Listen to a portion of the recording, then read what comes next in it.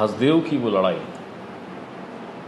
कितनी कठिन थी या है कि कितना भी बड़ी ताकत हो, एकजुटता के साथ शांतिपूर्ण तरीके से, लोकतांत्रिक तरीके से कानून और संविधान का इस्तेमाल करके लड़ा जा सकता है।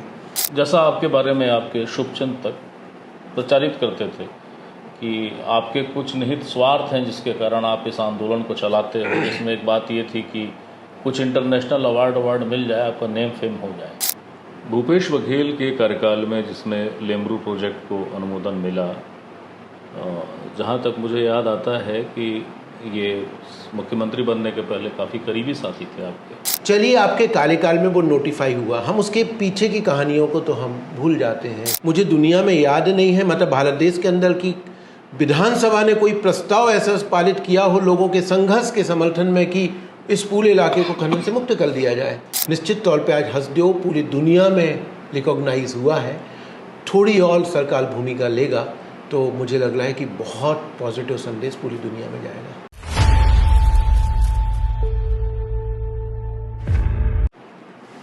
नमस्ते, मेरा नाम है याज्ञवल्क्य और मैं एक ऐसे शख्स के पास आया हूं जो सत्ता किसी की रही है, आंखों की किरकिरी हमेशा रहा, लेकिन इन दिनों देश ही नहीं विदेश में झंडा गाड़ के आया है पर्यावरण के लिए, खासकर छत्तीसगढ़ के पर्यावरण के लिए, और विशेषतः हसदेव की लड़ाई लड़ने वाले आलोक को गोल्डमैन एनवायरनमेंट अवार्ड मिला है।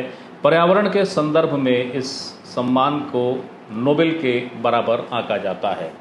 छत्तीसगढ़ से इकलौता नाम है और भारत से और कोई नाम मुझे फिलहाल तो याद नहीं आ रहा। बहरहाल मैं इस उपलब्धि पर उनसे मिलने आया हूं और हसदेव को लेकर चर्चाओं के साथ इसके बाद, जबकि उनको इनाम मिल चुका, सम्मान मिल चुका, लड़ाई को लेकर और क्या स्थितियां हैं ये पूछूंगा। सर बहुत शुक्रिया। बधाई तो अभी तो बधाई दिया ही नहीं ना, नमस्ते किया आपको बधाई सर। बहुत बहुत धन्यवाद, नमस्कार। आलोक जी, हसदेव की वो लड़ाई कितनी कठिन थी या है? निश्चित तौर पे हसदेव की लड़ाई कठिन थी, कठिन है और कठिन रहेगी, क्योंकि संघर्ष जारी है। एक तरफ दुनिया के ताकतवर कॉरपोरेट अडानी है, अडानी के साथ सत्ता है, और दूसरी तरफ वो आदिवासी समुदाय है जिसे सबसे वंचित कमज़ोर समुदाय के रूप में हम लोग जानते हैं। हालांकि संविधान ने उन्हें सशक्त किया है, जो जल जंगल ज़मीन है उसका मालिक उन्हें बनाया है, लेकिन दुखद रूप से उस संविधान का पालन ज़मीन पे नहीं होता, और उस परिस्थिति में कहीं ना कहीं ये संघर्ष और कठिन हो जाता है। लेकिन हसदेव के लोगों ने ये दिखाया कि कितना भी बड़ी ताकत हो, एकजुटता के साथ शांतिपूर्ण तरीके से, लोकतांत्रिक तरीके से कानून और संविधान का इस्तेमाल करके लड़ा जा सकता है और अपने संसाधनों को बचाया जा सकता है। और ये एक उम्मीद पूरी दुनिया में हसदेव के लोगों ने दिखाई है, जगाई है। निश्चित तौर पे एक बड़ा हिस्सा हसदेव का सुरक्षित हुआ है लेमरू हाथी रिजर्व के रूप में, जहाँ पे 17 कोल ब्लॉक आज रुक गए हैं एक तरीके से। लेकिन हम सब जानते हैं कि उसी हसदेव के सरगुजा इलाके में, जो अडानी कंपनी के पास 3 कोल ब्लॉक हैं, जहां अभी भी 800 दिनों से ज़्यादा धरना चल रहा है, और वहां पर डिफॉरेस्टेशन की जो कोशिशें हैं उसके खिलाफ मजबूती के साथ आंदोलन जारी है। चुनौतियां बड़ी हैं, लेकिन ये जो लोगों के विश्वास, भरोसा, एक वैश्विक सॉलिडारिटी मिली है, इससे हम और ताकत के साथ उस लड़ाई को लड़ेंगे। यानी कि ये जो अवार्ड है, इस अवार्ड के बाद, जैसा आपके बारे में आपके शुभचिंतक प्रचारित करते थे कि आपके कुछ निहित स्वार्थ हैं जिसके कारण आप इस आंदोलन को चलाते हो, जिसमें एक बात ये थी कि कुछ इंटरनेशनल अवार्ड मिल जाए, आपका नेम फेम हो जाए, तो आप कह रहे हैं कि लड़ाई जारी रहेगी अभी? निश्चित तौर पे जब हम 2011 में जब हसदेव गए और 2012 में जब हसदेव में काम शुरू किया, तो ये सोच के कोई काम नहीं करता कि आपके लिए कोई अवार्ड मिलेगा। हमारे मन में सिर्फ एक ही उम्मीद ये रही काम करने को लेकर के जंगल बचे। और पिछले 2 दशक से छत्तीसगढ़ में जल जंगल ज़मीन पर समुदाय के अधिकारों को लेकर हम लड़ रहे हैं। हमने पेंडा वन में भी लड़ाई लड़ी, पेंडा वन को भी बचाया।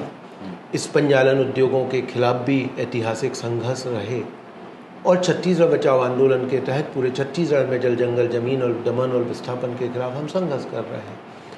और ये जो सम्मान है, ये बिल्कुल मैं साफ करना चाहता हूँ कि ये सम्मान मेरा नहीं है, ये सम्मान हसदेव के जो आदिवासी हैं ये उनका है, उस संघर्ष में जुड़े हर एक नागरिक का है, चाहे वो रायपुर में बैठा हो, चाहे वो दिल्ली में बैठा हो, चाहे कहीं भी बैठा हो, चाहे वो लिखकर अपनी भूमिका निभा रहा हो, चाहे वो बोलकर अपनी भूमिका निभा रहा हो, चाहे वो आंदोलन करके भूमिका निभा रहा हो, उस भूमिका में आप भी शामिल हैं। तो ये तो हम सबका एक सामूहिक संघर्ष है। तो सामूहिक संघर्ष है तो सामूहिक सम्मान है। तो ये हसदेव के आदिवासी और उन सभी लोगों के लिए समर्पित अवार्ड है। भूपेश बघेल के कार्यकाल में जिसमें लेमरू प्रोजेक्ट को अनुमोदन मिला, जहाँ तक मुझे याद आता है कि ये मुख्यमंत्री बनने के पहले काफ़ी करीबी साथी थे आपके इस आंदोलन के, और जब मुख्यमंत्री बने तो दूरियां साफ झलकी, असहमतियां साफ वहीं सामने। कहीं इस अवार्ड में जैसा आपने कहा सबका रोल है, तो भूपेश बघेल जी को भी इस अवार्ड का थोड़ा श्रेय देंगे आपकी?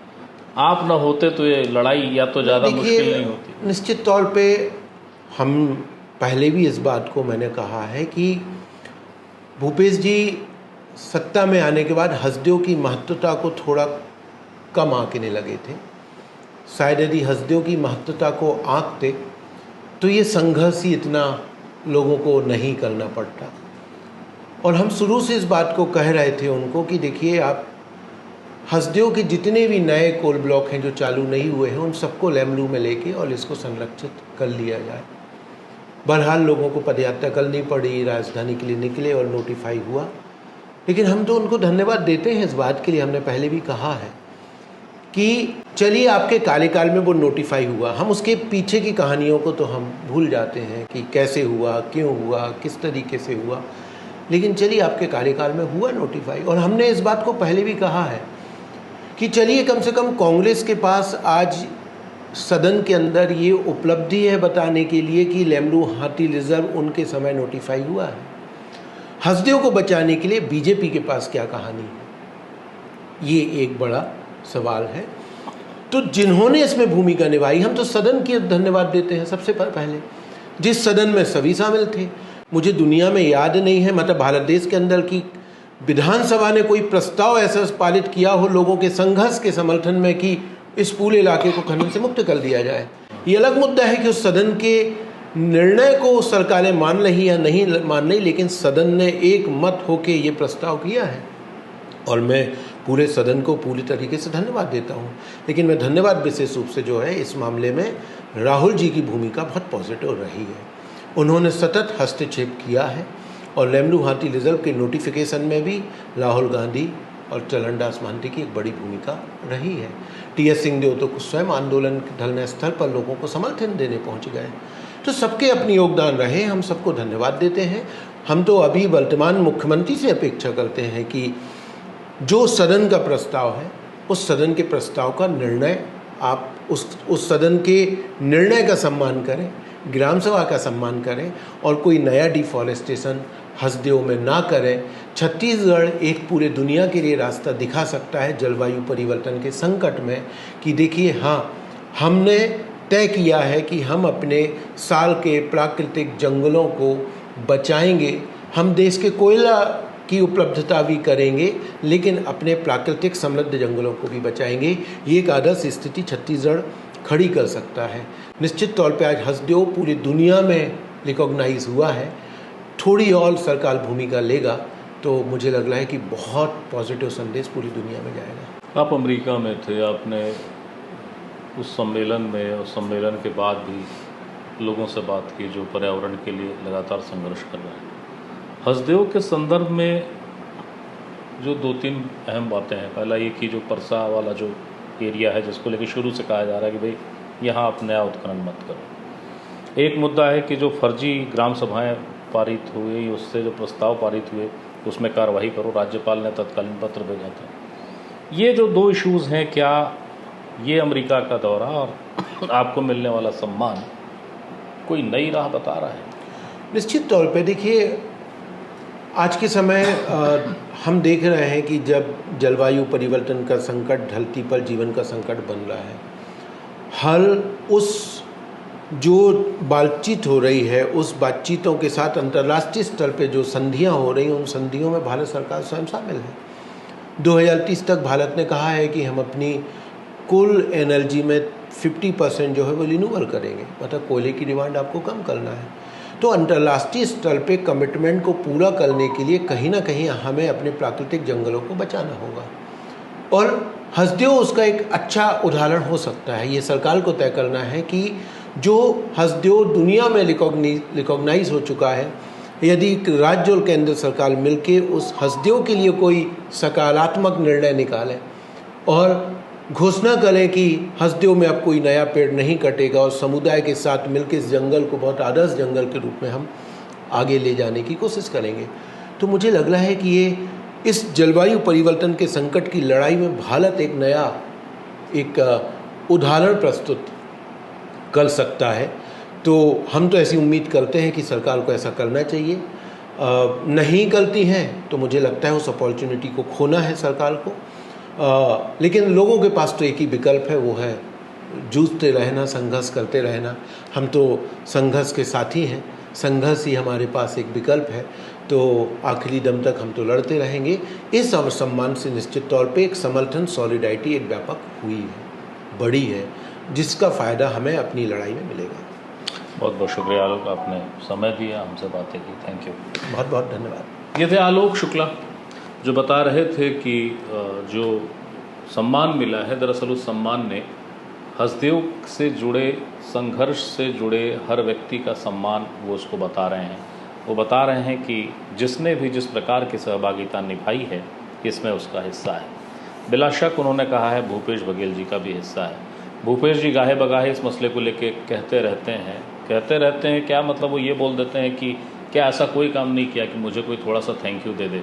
मुझे लगता है भूपेश जी अगर आज का इंटरव्यू देखेंगे तो उन्हें थोड़ी राहत मिल सकती है। और सबसे अहम बात, वो बात ये है कि आलोक ने स्पष्ट किया है कि हसदेव को बचाने की लड़ाई जारी रहेगी, इस आग्रह के साथ कि केंद्र और राज्य की सरकारें यदि चाहें तो हसदेव को एक उदाहरण, एक दृष्टांत बना सकती हैं, बचाने की ओर कदम उठा सकती हैं। उन्हें सिर्फ इतना कहना है कि हसदेव के इलाके में एक पेड़ भी नहीं कटेगा। मगर ये बात जितनी खूबसूरत लगती है वैसा होगा क्या, अभी से कोई आकलन करना थोड़ा शायद जल्दबाजी है। चमत्कार कभी भी हो जाते हैं, कभी सियासी मजबूरियों से होते हैं, कभी गैर सियासी मजबूरियों से होते हैं, मगर राजनीति में गैर सियासी मजबूरी कभी काम नहीं आती, यानी कि भावनाओं की जहाँ तक बात है। तो देखते हैं इस बात के साथ जो आलोक कह रहे हैं, लड़ाई जारी रहेगी, संघर्ष जारी रहेगा। अगली बार किसी नई शख्सियत के साथ मैं फिर हाजिर हूँ, तब तक के लिए